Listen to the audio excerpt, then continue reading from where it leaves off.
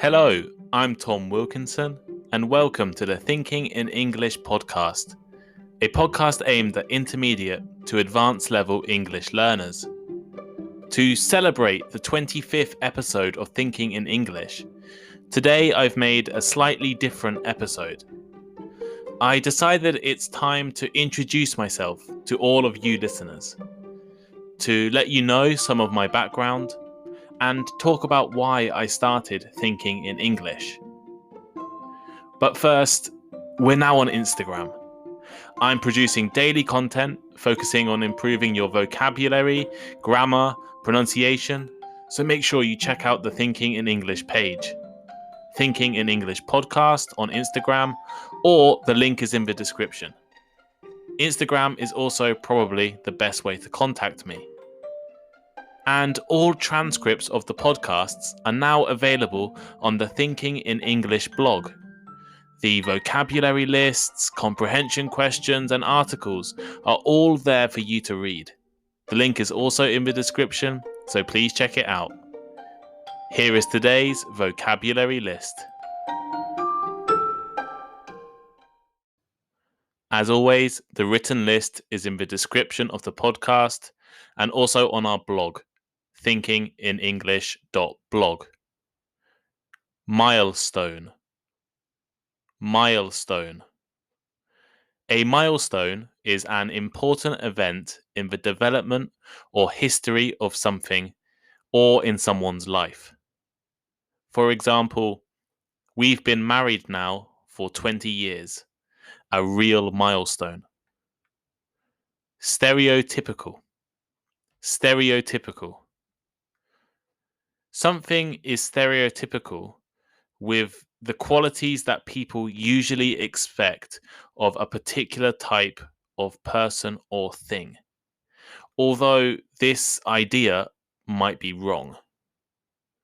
For example, managers need to leave behind their stereotypical ideas about women. Institution. Institution. An institution is a large and important organization, such as a university or bank. For example, this institution is over 800 years old. To fascinate. To fascinate. To interest someone a lot. For example, science has always fascinated me. To comprehend. To comprehend. If you comprehend something, you understand it completely.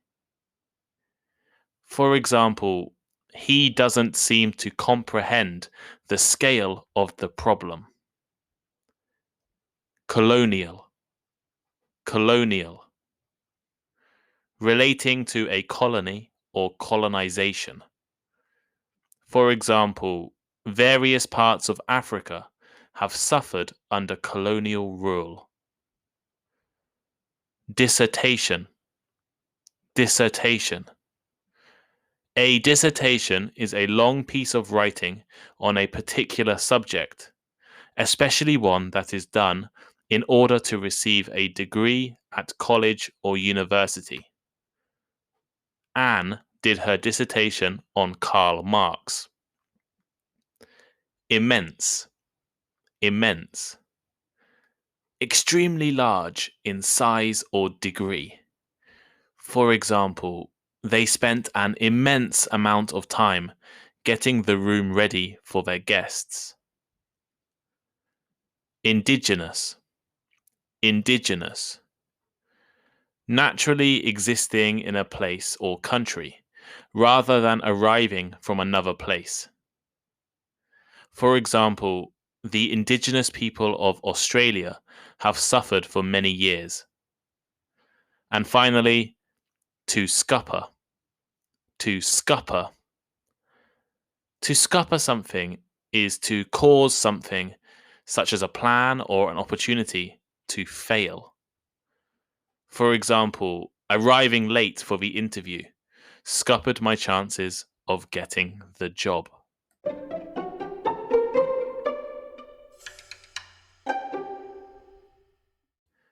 This is the 25th episode of Thinking in English. I really wasn't expecting to make so many episodes or to enjoy doing this so much. What started as a vague idea to make an occasional podcast for a few English students of mine has turned into something that I'm spending most of my free time on. In celebration of this milestone, I thought it might be a good opportunity to introduce myself in more detail. If you've listened to a few of the previous episodes, you've probably already learned a few things about me. If this is your first episode, feel free to check out some of the previous episodes. They're all good. Today, however, I'm going to tell you some more specific information about myself, reveal why I started this podcast, and discuss what I wish this podcast will become in the future. It might also be a useful example of how to introduce yourself in English. So let's start with the basics. I'm a 25-year-old from the UK called Tom. I was born and grew up in a village in the centre of England, just outside the town of Milton Keynes. The English countryside has been featured in hundreds, if not thousands, of books, TV shows, and movies. The place I grew up is maybe the stereotypical English country village, taken straight out of these movies, books, TV shows, and probably your imaginations. An old church, fields full of sheep and cows, local market, river, it has it all. I left my hometown in 2013 to attend the University of Nottingham, a well-respected higher education institution. I decided to study history and politics in what is called a joint honours degree. Joint honours degrees are essentially 50% one subject and 50% the other. For as long as I can remember, I have been fascinated with watching historical documentaries and movies and reading historical books and fiction. As I got older, this desire to understand the past turned into a need to comprehend the present. More clearly, I wanted to know how the world worked and why it works in that way. And this is still true today. Over my time at Nottingham, I took classes ranging from colonial medical history to African politics. In addition, I wrote my dissertation on mental health in colonial India and the connections to drug use. Most of my time, however, was spent working in education, tutoring, mentoring, and planning activities for children and teenagers in the local area. After graduating, I spent 2 years teaching English in rural Japan, in a city called Niihama on the island of Shikoku, very far away from any city maybe you've heard of before, unless of course you're Japanese. Living in a foreign country, and especially a country which is so different from your own, is full of immense challenges and extraordinary experiences. Moreover, I barely knew anything about Japan before I moved there. It was the job, not the location, that attracted me to Japan. Every day was a new learning experience. I was learning how to teach English. I was learning how to teach Japanese children. I was learning how to speak Japanese. I was learning how to live successfully in a foreign country. After 2 years of many embarrassing moments and almost constant confusion, however, I grew to love the country, its culture and language. Consequently, in 2018, I made the decision to study and research Japan and the wider region further. I returned to the UK and enrolled in a master's degree at the School of Oriental and African Studies, or SOAS, part of the University of London. This is a very specialist university, focusing on teaching courses only concerning Asia, the Middle East, and Africa. So I was able to specifically focus on studying what I was interested in: the politics and international relations of East Asia. My graduation thesis focused on the rights of indigenous peoples in East Asia. Furthermore, I met so many intelligent, international, and interesting people throughout that year in London. It's probably one of the best decisions I ever made. After I graduated, I spent a few months studying Chinese in Taiwan. This was through the end of 2019 and the beginning of 2020. But most of my plans for this year were scuppered by the pandemic. In fact, if it wasn't for Corona, I would be studying and researching at a university in Tokyo right now.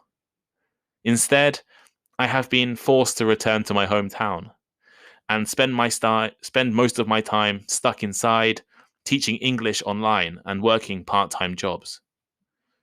So, why did I start thinking in English? Well, one reason is that I'm really bored. I have lots of free time, no restaurants or pubs or anything is really open. So, this is what I've been doing in my evenings.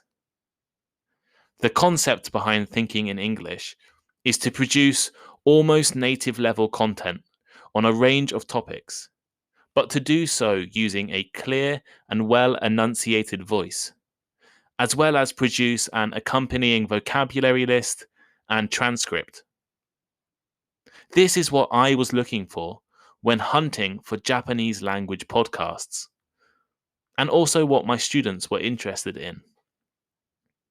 Personally, when searching for Japanese podcasts, I found that many of the shows designed for learners covered topics that I wasn't interested in: daily life, TV shows, or simple discussions.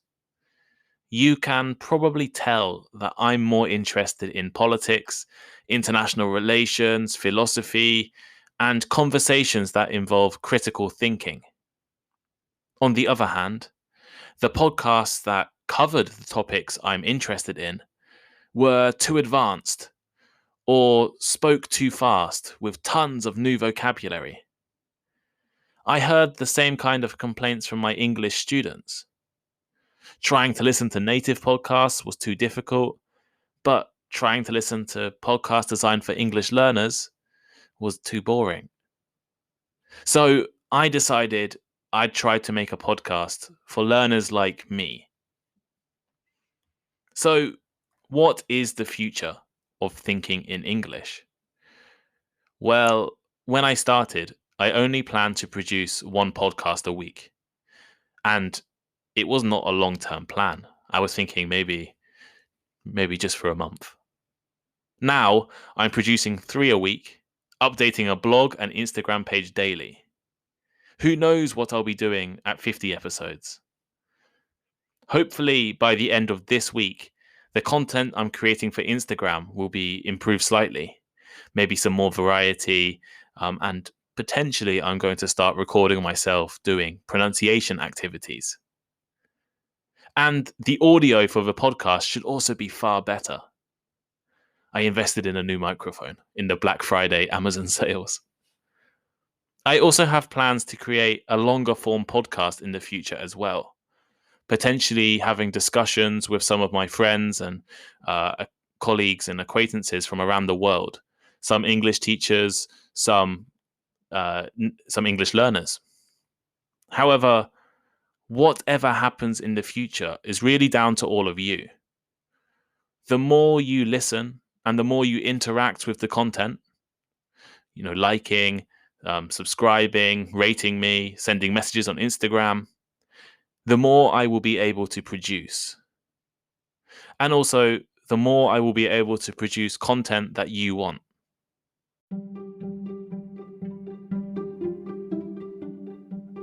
Thank you for listening to today's episode of Thinking in English. Please share with your friends, check out our social media links in the description, and send us a message. I really appreciate all of your feedback. If you have any ideas for topics, future podcast guests, or other learning formats, please let us know. Have a look at our Instagram page, lots of good content. Have a look at our blog, also lots of great content, transcripts, comprehension questions, everything you need to make your English learning experience great with Thinking in English. And please leave us a rating. Thank you, and see you next time.